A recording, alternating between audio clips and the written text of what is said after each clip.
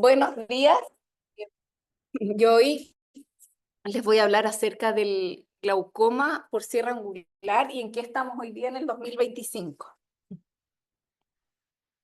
¿Cómo se avanza? Las fechas no. No anda. Ahí está. No, ahí con el... Ya. Algunas características del cierre angular. El cierre angular es una patología del segmento anterior que está producida por una desproporción entre el tamaño del cristalino y el resto de las estructuras del ojo, el tamaño del ojo, la cámara anterior, etc. Y el contacto entre el iris y el trabéculo hacen que se produzca una resistencia a la salida del humor acuoso y un aumento de la presión intraocular que puede ser transitoria o permanente, lo cual nos va a llevar a todos los resultados que conocemos. Otras características es que el glaucoma por cierre angular, cuando ya se produce el glaucoma, es rápidamente progresivo si lo comparamos con el glaucoma primario de ángulo abierto, y cuando no se trata puede causar ceguera hasta en un 50% de pacientes, el glaucoma angular. Y es responsable del 50% de los casos de ceguera bilateral en el mundo. O sea, es un glaucoma bastante peligroso, hay que detectarlo y tratarlo a tiempo. Y otra cosa es que la mayoría de los pacientes son asintomáticos, como en la mayoría de los glaucomas. Bueno, y acá les traje esta línea de tiempo, que en el fondo nos muestra desde los años 90 se hicieron un montón de ensayos clínicos que nos fueron dando la pauta, las directrices de cómo tratar a estos pacientes con glaucoma. Desde estos estudios de fines de los años 90 que nos enseñaron que bajar la presión intraocular disminuía la progresión, cómo se trataban los pacientes con glaucomas más avanzados. También, como se hacía con un grupo control, empezamos a conocer más la historia de la enfermedad, nos dimos cuenta que no todos los pacientes no tratados progresan, hay un porcentaje no menor de pacientes que aunque no se traten no van a progresar. Y todo esto lo aprendimos entre fines de los 90 y principios de este siglo, digamos. Pero una característica es que de todos estos grandes trials que se han hecho en glaucoma, siempre estos estudios estaban enfocados al glaucoma primario de ángulo abierto, a pacientes con ángulo abierto y no específicamente al cierre angular. Y es el año 2016 con el higo donde empezamos a conocer más el manejo y ver qué alternativa teníamos ante un tipo de glaucoma que se comporta y se produce de manera distinta que el glaucoma de ángulo abierto. Entonces, el 2016 salió el LIGO y el 2019 salió el SAP, que son las principales cosas que vamos a tratar hoy día en esta charla, digamos. Entonces, ¿qué tenemos que saber en el 2025 del glaucoma por cierre angular? Es que tenemos que saber diagnosticarlo, prevenirlo y tratarlo. ¿Cómo se clasifica? Vamos a partir por el diagnóstico. ¿Cómo se clasifica? Hay 3 etapas en la patología del cierre angular. Primero está el sospechoso de cierre angular primario, el que ya tiene el cierre angular, y el tercero es el que ya tiene glaucoma por cierre angular.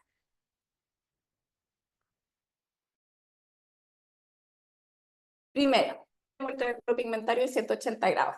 O sea, somos capaces de verle la estructura, ver el trayecto pigmentario, pero en menos de 180 y el resto no lo vemos. Pero no hay ningún otro hallazgo más que un ángulo ocluible. Ese es el sospechoso de cierre angular. Si se trata o no se trata, lo vamos a hablar después. Después viene el cierre angular, cuando ya la patología está establecida. No vemos el trabéculo pigmentado en 180 grados y además ya vemos una consecuencia de ello. Y la consecuencia puede ser aumento de la presión o sinequias, pero el nervio óptico está sano. O sea, hay un cierre angular, vemos que algo está produciendo, pero todavía no causa daño en el nervio óptico. Y ya cuando hay un glaucoma por cierre angular es que tenemos ya un aumento de la presión, tenemos sinequias, pero además ya vemos que el nervio ocular, o sea, el nervio óptico se está dañando. Bueno, entonces, vamos a partir, ya vimos el diagnóstico y ahora vamos a ver la prevención. Hasta antes del SAP, en general, a todos los pacientes con el ángulo ocluible, digamos, les indicábamos iridotomía. El ángulo estaba sellado, los mandábamos a todos a iridotomía. Pero eso cambió bastante con este estudio que hicieron en China, en una población china, que es la población de más riesgo, son los que más ciegos se quedan por cierre angular. Y tomaron a una población de casi 900 personas, una muestra que calificaba como sospechosos de cierre angular y los siguieron. Los siguieron durante un tiempo y se basaron en hartos estudios previos, pensando en que iban a obtener muchos más casos de los que obtuvieron. Entonces, casi 900 pacientes, y lo que hicieron fueron tomar a los pacientes y un ojo les decidieron hacer iridotomía y el otro era el ojo control. Entonces eliminaban seco, era la misma persona, uno espera que haya una simetría entre los dos ojos, entonces era súper bueno el diseño. Y los resultados esperados, o sea, ver cómo progresaban, eran tres. O sea, el que llegaba al endpoint era el que alcanzaba al que se le subía la presión de más de 24 en 2 ocasiones, o que desarrollaba sinequias en el tiempo, o que hacía un glaucoma agudo, un cierre angular agudo. O sea, esos eran los tres. Este estudio le hicieron iridotomía a un ojo, no le hicieron nada al otro, y vieron en uno y en otro ojo quiénes alcanzaba alguna de estas tres metas. Más de 24 de presión, entonces, sinequias o un cierre angular agudo. ¿Y qué encontraron? Que la incidencia de cualquiera de estos tres endpoints era menos de un 1% al año. Entonces ahí ya uno se empieza a cuestionar, bueno, ¿vale la pena si menos de un 1% al año produce menos de estas tres cosas? Estamos hablando que esto incluye solo haber hecho sinequia, ni siquiera con presión alta o glaucoma, nada. ¿Quiénes hicieron glaucoma agudo? Este es un dato súper importante. Uno de los pacientes con iridotomía permeable y 5 controles. De los 6 estos, en los dos grupos que hicieron glaucoma agudo, de los 6 de los 900 que están en el estudio, o sea, hay 6 que hicieron glaucoma agudo, y de esos 6, 4 casos, o sea, casi todos, o 2/3, lo hicieron cuando les dilataron la pupila en la consulta, porque en cada control les dilataban la pupila para ver cómo estaba el nervio óptico, para ver cómo estaba la retina. Entonces, en su casa, digamos, en el día a día, 2 de estos 900 durante el periodo de 6 años de seguimiento apenas hicieron un glaucoma agudo. ¿Ya? 2 personas de 900 en 6 años. Es poco. Es súper poco.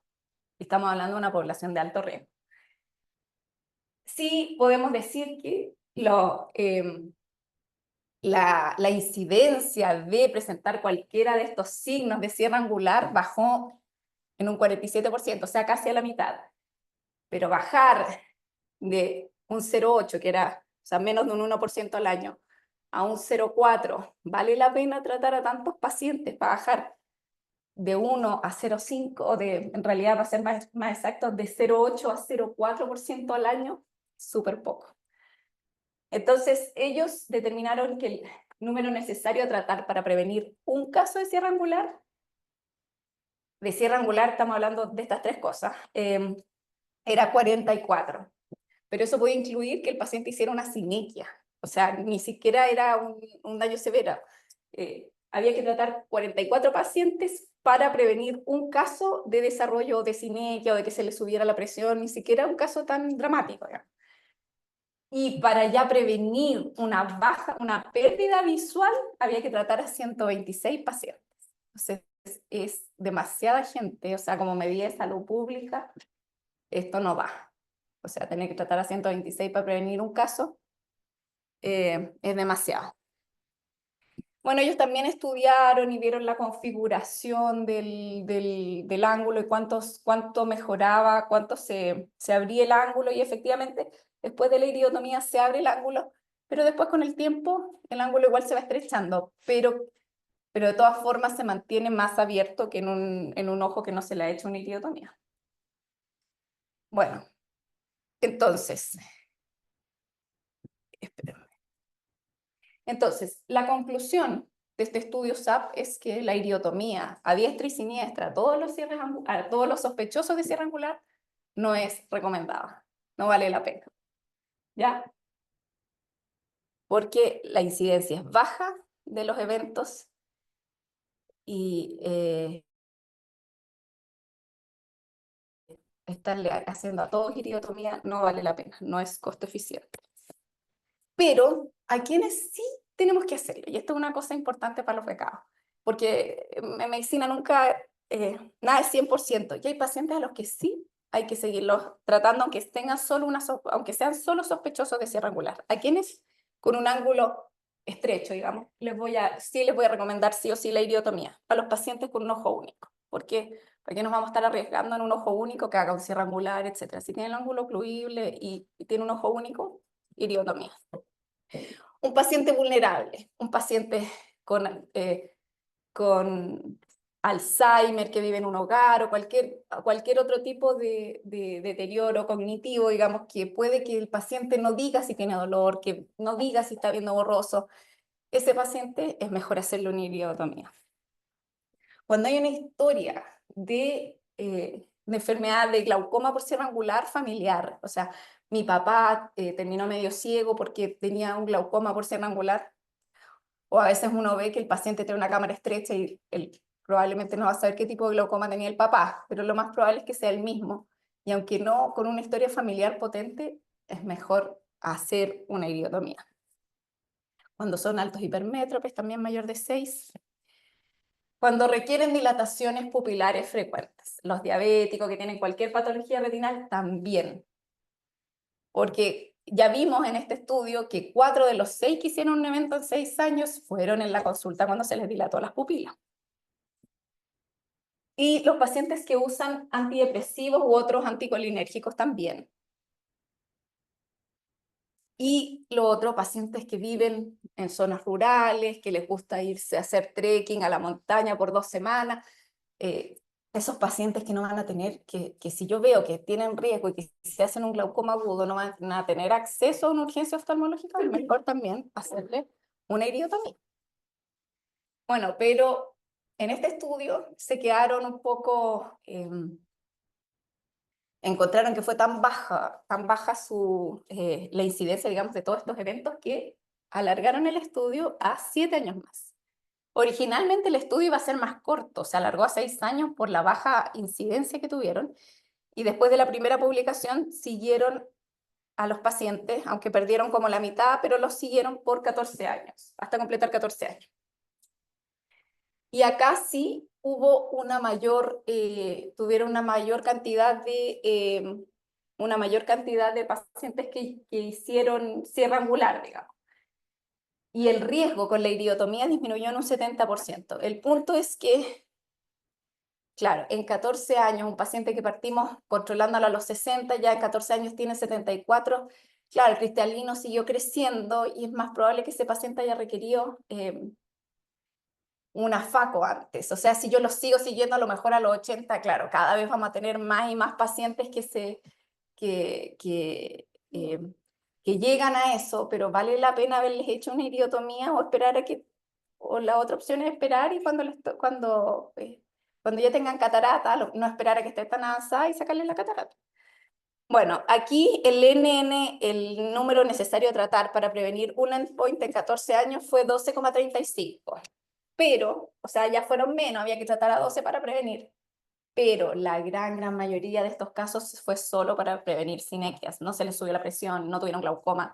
Entonces, la gran mayoría de los pacientes, o sea, de los controles que no se les hizo iridotomía, 98 de los 105 que alcanzaron estos endpoints fueron simplemente sinequias. Sinequias que no les producían ninguna otra cosa, no les subieron la presión, como les digo, ni nada. Entonces, ahí uno de nuevo retrocede y dice, bueno, vale la pena para prevenir un par de sinequias, darle haciendo iridotomía a todo.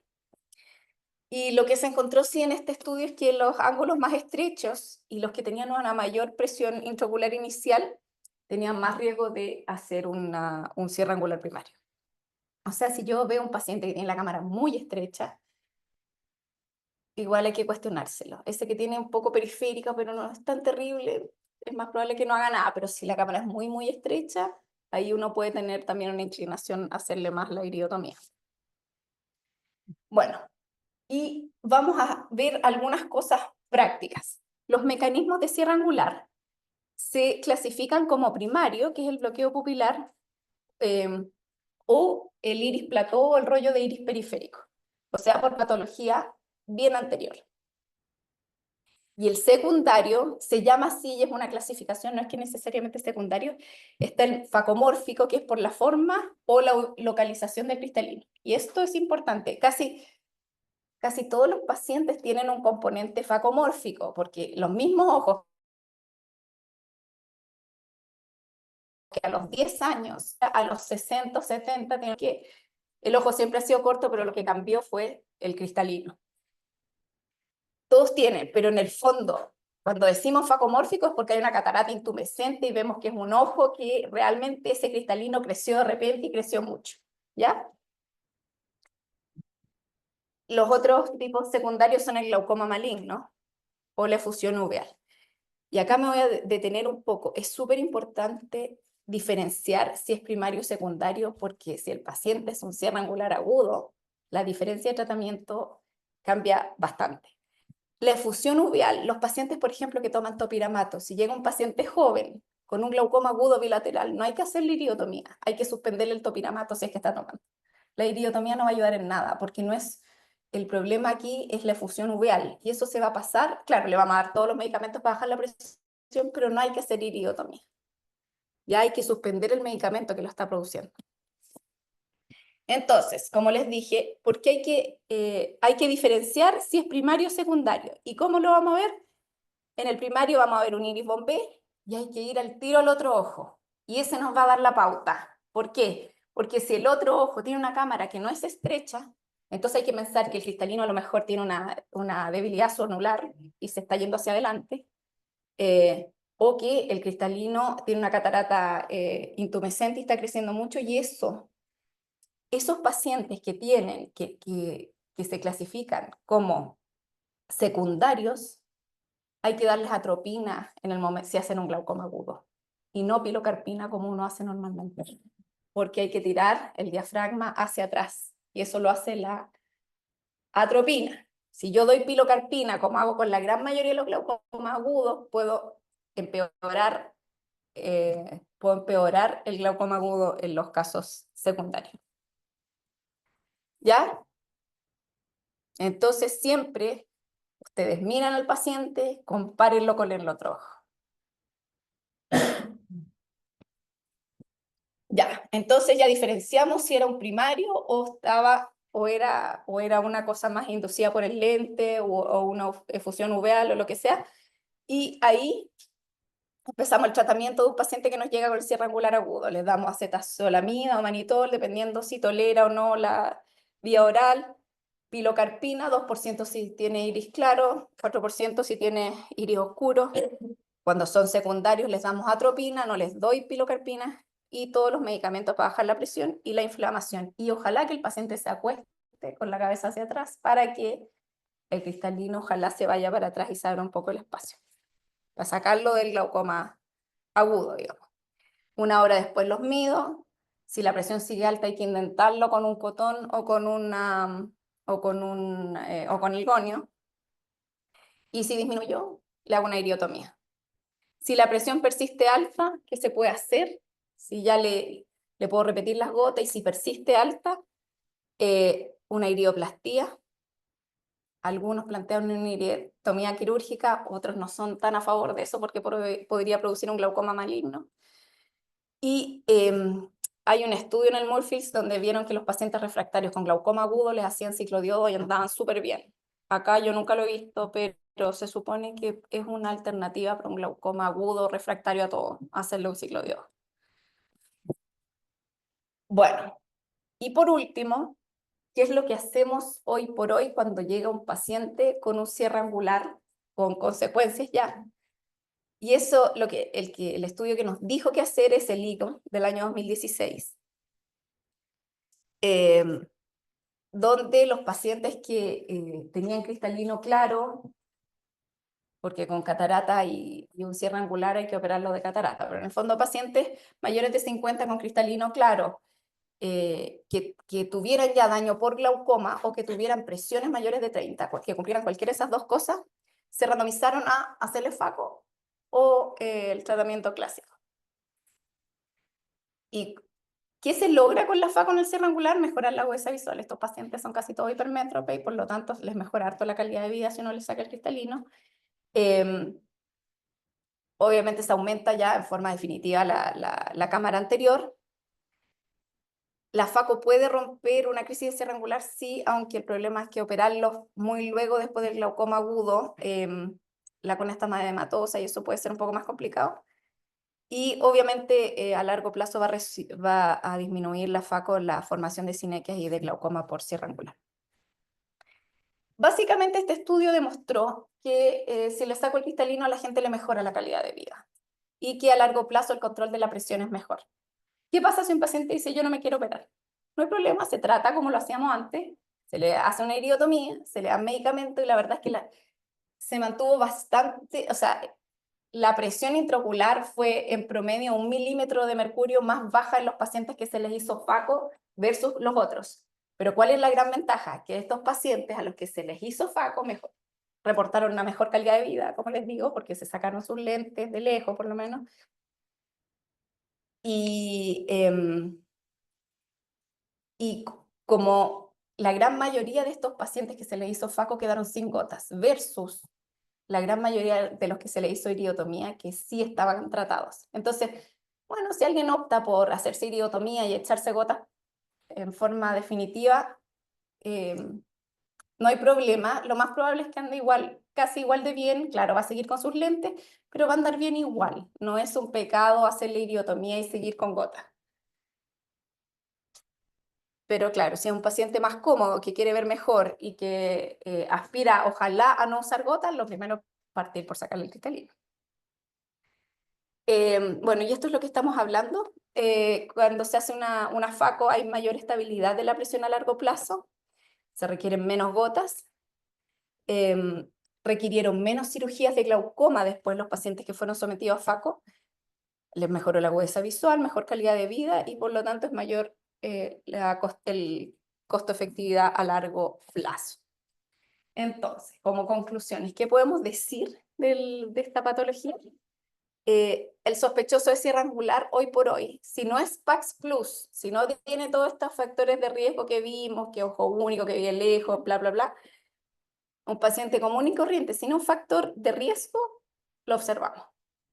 Si hay un cierre angular primario, podemos hacer una iridotomía o una FACO si es que la indicación real, según el Eagle, es que tenga presiones sobre 30. La verdad es que si un paciente tiene presión de 27, lo podríamos tratar o hacer la FACO, pero claro, eso todavía no tiene una evidencia científica, pero lo más probable es que se va a favorecer igual y le bajan la presión. Todos los que nos dedicamos a glaucoma tenemos varios pacientes que estaban con presiones altas, uno les saca el cristalino y la presión baja a 10 milímetros, 12 milímetros. Cuando ya están con presión alta y todavía el daño no está tan avanzado, el efecto es súper bueno, es el mejor paciente, porque cuando ya tienen un daño avanzado en general, uno les saca el cristalino y la baja no es tan grande porque el trabéculo ya está más dañado. Bueno, y cuando ya hay glaucoma por cierre angular, hay que hacerles una FACO en la medida de lo posible. Eso.